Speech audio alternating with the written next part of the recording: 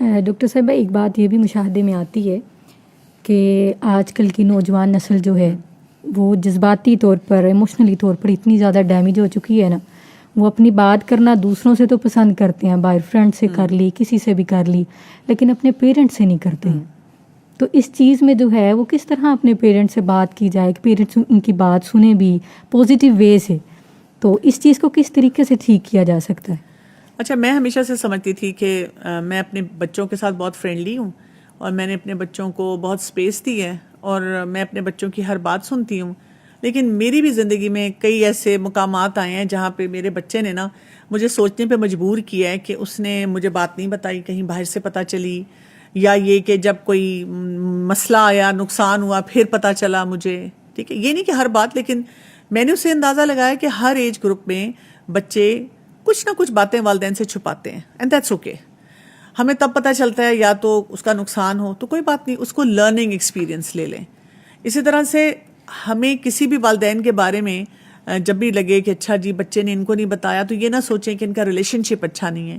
یہ سوچیں کہ کہیں کہیں پیرنٹ سے مس کیلکولیشن ہو جاتی ہے، اور کہیں کہیں بچہ جو ہے نا اس کی اپنی پرسنالٹی ایسی ہوتی ہے کہ وہ بات نہیں کر رہا ہوتا۔ یہ نہیں کہ پیرنٹس ہیلپ فل نہیں ہوتے، لیکن بس وہ نہیں بات کرنا چاہ رہا۔ لیکن اب سینیریو یہ ہے کہ اگر والدین کو فیل ہو کہ جی بچہ بات نہیں کرتا، تو وہ ذرا کرٹیکلی اپنے آپ کو دیکھ لیں کہ ہم نے کیسے وہ سیف سپیس کریٹ کرنی ہے کہ بچہ بات کرے۔ یعنی ایک ہوتا ہے کہ فوراً ریئیکشن دینا، وہ نہیں کریں۔ جب بھی بچہ کوئی بات کرے خاموشی سے اس کی بات سن لیں، اندر سے چاہے آپ کا پورا دل جگر ہچکولے کھا رہا ہو اور آپ بہت پریشان ہو، لیکن آپ سوچیں کہ کون سا ایسا وقت ہوگا جو لرننگ اپرچونٹی ہوگا، اور میں نے اس وقت اپنے بچے کو کچھ سکھانا ہے۔ ہر چیز اس وقت نہیں سکھائی جاتی۔ رسول اللہ صلی اللہ علیہ وآلہ وسلم موقع کی مناسبت سے چیزیں سکھاتے تھے، ایک بیٹھ کے لیکچر نہیں دیتے تھے کہ یہ کام فوراً ایسے کرو۔ اسی طرح سے بچوں کے جذبات کو سمجھیں۔ جیسے بچہ آپ کو آ کے بتاتا ہے کہ آج ٹیچر نے مجھے ڈانٹا، ہم پوری بات بھی نہیں سنتے، کہتے ہیں بہت اچھا ہوا، تمہارے ساتھ یہی ہونا چاہیے تھا، تم پڑھتے نہیں ہو، تم یہ نہیں کرتے، تم وہ نہیں کرتے۔ پہلے صرف اس کو یہ کہیں کہ مجھے بہت افسوس ہوا، پھر تو آپ کا دن اچھا نہیں گزرا ہوگا۔ پھر بچہ آپ کو کھل کے بتائے گا کہ یہ ہوا، یہ ہوا۔ پھر تھوڑی دیر بعد باتیں سن کے آپ اسے بہت آرام سے کہہ سکتے ہیں کہ اچھا پھر مجھے بھی اچھا نہیں لگا، اور مجھے لگ رہا ہے کہ آپ کو بھی اچھا نہیں لگا، تو آپ نے کیا فیصلہ کیا ہے کہ آئندہ آپ کیا کریں گے؟